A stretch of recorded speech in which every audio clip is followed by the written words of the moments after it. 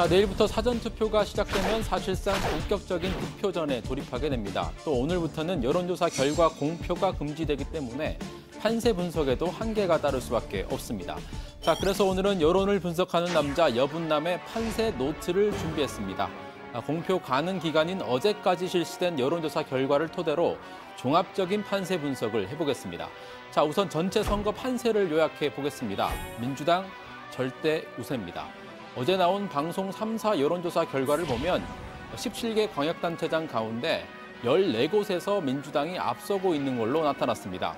자유한국당의 텃밭이라고 할 수 있는 부산, 울산, 경남에서도 민주당 후보들이 많이 앞서 있는 결과가 나왔습니다. 자, 이번엔 지역별 판세를 좀 더 자세히 들여다보겠습니다. 이렇게 정리를 해보죠.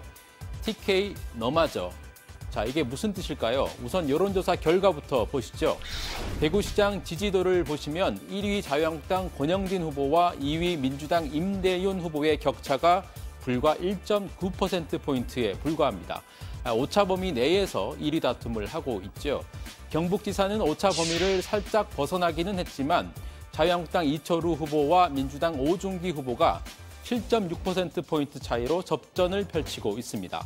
자, 그러니까 자유한국당의 최대 텃밭이라는 TK마저 흔들리고 있다는 얘기입니다. 실제 TK 민심은 어떨까요? 들어보시죠.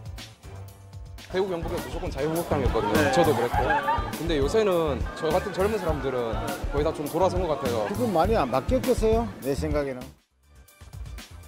자, 만약에 TK마저 빼앗기는 결과가 나온다면 자유한국당은 당의 존립 자체가 위태로울 수밖에 없습니다. 홍준표 대표 이렇게 단언한 적이 있습니다. 우리가 서울시장은 내어줘도 회복할 기회가 있지만 대구시장을 내어주게 되면 자유한국당은 문을 닫아야 됩니다. 자, 여분남의 판세 노트 마지막 핵심 변수는입니다.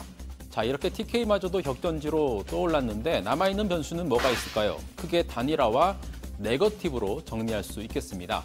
자, 우선 단일화 변수가 남아있는 곳 서울시장 선거입니다.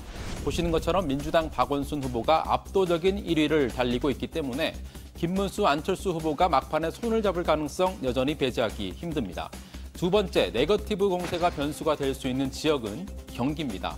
일단 여론조사상으로는 민주당 이재명 후보가 자유한국당 남경필 후보를 약 30%포인트 정도 크게 앞서고 있습니다. 그런데 이른바 김부선 스캔들이 마지막 불씨처럼 남아 있습니다. 맨 처음 이 문제를 제기했던 바른미래당 김영환 후보, 오늘 김부선 씨와 직접 통화를 하고 문자 메시지를 주고받은 내용을 공개하면서 추가 공세에 나섰습니다. 이재명 후보는 사적인 만남은 없었다는 입장인데 김 후보는 아니다, 사적 만남이 있었다, 밀회가 있었다면서 이런 주장을 했습니다. 저에게 전화를 해오셔서 약 1시간 반에 걸친 통화를 했습니다.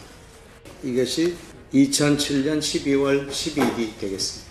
이 사진은 이재명 후보가 찍은 사진이 맞다, 이렇게 확인해 주셨습니다.